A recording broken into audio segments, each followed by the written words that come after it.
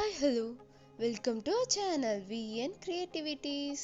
இன்னைக்கு நம்ம சேனல்ல எதை பத்தி பார்க்க போறோம்னா ஒரு சூப்பரான செம டேஸ்டான ஒரு கிரன்ச்சியான ஸ்நாக்ஸ் தான் பார்க்க போறோம்.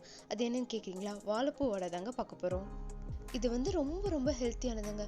அதோட இது டேஸ்ட் வந்து செம்மையா இருக்கும்.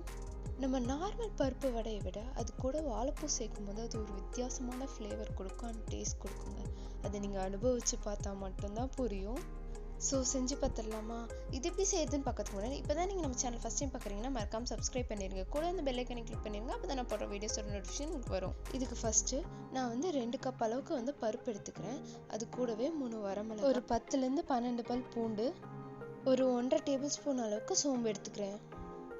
இப்போ இது எல்லாத்தையும் தண்ணி ஊற்றி 2லேருந்து 3 தடவை வந்து நம்ம நல்லா கழுவிடலாம். இது நல்லா கழுவுன பிறகு இதை வந்து ஒரு 8 மணி நேரம் அல்லது வந்து ஓவர் நைட் வந்து சோக் பண்ணி வச்சிடலாம். இப்போ பாருங்க 8 மணி நேரம் ஆயிடுச்சு. எப்படி நல்லா ஊறி உப்பி வந்திருக்கு அப்படின்ட்டு. இப்போ இதை ஒரு ஸ்ட்ரெயினர்ல போட்டு நல்லா ஸ்ட்ரெயின் பண்ணி வச்சிடலாம். அந்த பருப்பை வந்து 15 to 30 மினிட்ஸ் நல்லா ஸ்ட்ரெயினர்ல போட்டு ஸ்ட்ரெயின் பண்ணி வச்சிடலாம். அதில் வந்து கொஞ்சம் கூட வந்து தண்ணியே இருக்கக்கூடாது. ஊற வச்ச பருப்புல கொஞ்சம் மட்டும் எடுத்து வச்சுட்டு மீதி எல்லாத்தையும் வந்து ஒரு மிக்ஸி ஜார்ல போட்டு நல்லா கொரன்னு அரைச்சி எடுத்துடலாம்.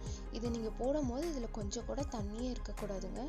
அரைக்கும் போது இது வந்து முழுசா அரைக்காம இந்த மாதிரி கொரன்னு ஒன்றும் பாதியமா அரைங்க. அப்பதான் வடைக்கு வந்து நல்லா இருக்கும். இப்போ நம்ம ஏற்கனவே பருப்பு எடுத்து வச்சிருக்கோம் அந்த பவுல்லையே நம்ம இப்போ அரைச்சி விழுதை வந்து சேர்த்துக்கலாம். நான் இந்த மாதிரி இதை வந்து 2 பிட்டா போட்டு அரைச்சி எடுத்துக்கிறேன். நான் வந்து ஒரே இதில் எல்லாத்தையும் போட்டால் அது வந்து சரியா அரைப்படாது. அதை அவாய்ட் பண்ணுறதுக்காக நான் 2 பிட்டா போட்டு அரைச்சி எடுத்துக்கிறேன். இப்போ இது எல்லாத்தையும் வந்துட்டு ஒரு பெரிய பாத்திரத்தில் போட்டு அதை வந்து நம்ம வந்து நல்லா வந்து மிக்ஸ் பண்ணி விட்டுடலாம். நான் இப்போ வந்து 2 பிட்டு அரைச்சிடல, ஃபர்ஸ்ட் டைம் அண்ட் 2வது டைம். இது ரெண்டையும் ஒன்றா சேர்த்து இதை வந்து நல்லா வந்து மிக்ஸ் பண்ணி விடுறேன். இதில் எங்கேயாவது கட்டியாக இருக்கிற மாதிரி தெரிஞ்சதுன்னா அதை நல்லா உடச்சி விட்டுருங்க. ஏன்னா மிக்ஸி ஜார்லேருந்து நம்ம கையில் எடுக்கும்போது அதை உருண்டு போய் கட்டி ஆகிறதுக்கு நிறைய சான்ஸ் இருக்குது. அடுத்ததான் நான் ஒரு பெரிய வெங்காயத்தை குட்டியாக சாப் பண்ணி வச்சுருக்கேன். அதை இதோட ஆட் பண்ணிக்கலாம். இது கூடவே ஒரு கைப்பிடி அளவுக்கு புதினா அண்ட் கொத்தமல்லி வந்து குட்டி குட்டியாக சாப் பண்ணி வச்சுருக்கேன். அதையும் ஆட் பண்ணிடலாம். அடுத்ததாக இது கூட ஒரே ஒரு பச்சை மிளகாய் வந்து கட் பண்ணி வச்சுருக்கேன். அதையும் இதோட சேர்த்து இதை வந்து நல்லா மிக்ஸ் பண்ணி விட்டுடலாம். இதெல்லாம் ஓரளவுக்கு நல்லா மிக்ஸ் ஆனதுக்கு அப்புறமா நான் வந்து வாழைப்பூவை வந்து க்ளீன் பண்ணி அதை குட்டி குட்டியாக நல்லா சாப் பண்ணி வச்சுருக்கேன். அது இதோட ஆட் பண்ணிடலாம். நான் இங்கே வந்து ஒரு முழு வாழைப்பூ வந்து கட் பண்ணி இதில் ஆட் பண்ணியிருக்கேன். எனக்கு வந்து கிடைச்சது குட்டி வாழைப்பூ தான். உங்ககிட்ட எவ்வளோ வாழைப்பூ இருக்கோ அதை ஆட் பண்ணிக்கோங்க. இங்கே வந்து வாழைப்பூவோட குவான்டிட்டி வந்து ஒரு பெரிய மேட்ரு கிடையாது. அதை நம்ம எவ்வளோ வேணால் ஆட் பண்ணிக்கலாம். அது வந்து பருப்போட குவான்டிட்டியை விட அதிகமாக போகாமல் இருந்தால் சரி. இப்போ இது எல்லாத்தையும் சேர்த்து நல்லா வந்து மிக்ஸ் பண்ணி விட்டுடலாம். இந்த வாழைப்பூ வந்து பருப்போட எல்லா சைடும் சேர்ந்து நல்லா வந்து மிக்ஸ் ஆகிற மாதிரி இதை நம்ம வந்து மிக்ஸ் பண்ணி விட்டுடலாம். அடுத்ததான் இந்த வடைக்கு தேவையான அளவு உப்பு போட்டுடலாம். நான் இங்கே வந்து 1 டீஸ்பூன் அளவுக்கு உப்பு சேர்த்துருக்கேன். அடுத்ததாக இதில் வந்து கொஞ்சமாக வந்து பெருங்காயம் ஆட் பண்ணிடலாம். இப்போ இதெல்லாம் சேர்த்து நல்லா மிக்ஸ் பண்ணிட்டு அதை வந்து உருண்டை பிடிச்சிடலாம். உங்களுக்கு எந்த சைஸ் வடை வேணுமோ அந்த சைஸ்க்கு நீங்கள் வந்து உருண்டை பிடிச்சிக்கோங்க. நம்ம மிக்ஸ் பண்ணியிருக்க இந்த மிக்ஸ் எடுத்து இந்த மாதிரி நம்ம பால் மாதிரி தூக்கி போட்டு பிடிச்சோம் அப்படின்னா அது வந்து நல்லா வந்து ரவுண்ட் ஷேப்புக்கு வந்துடும். இதை வந்து ரொம்ப ப்ரெஸ் பண்ணோன்னா உடஞ்சிரும். லைட்டாக இந்த மாதிரி ப்ரெஸ் பண்ணி எடுத்து வச்சிடலாம். இந்த மாதிரி நான் எல்லாத்தையும் வந்து உருண்டை பிடிச்சி வச்சுட்டேன்.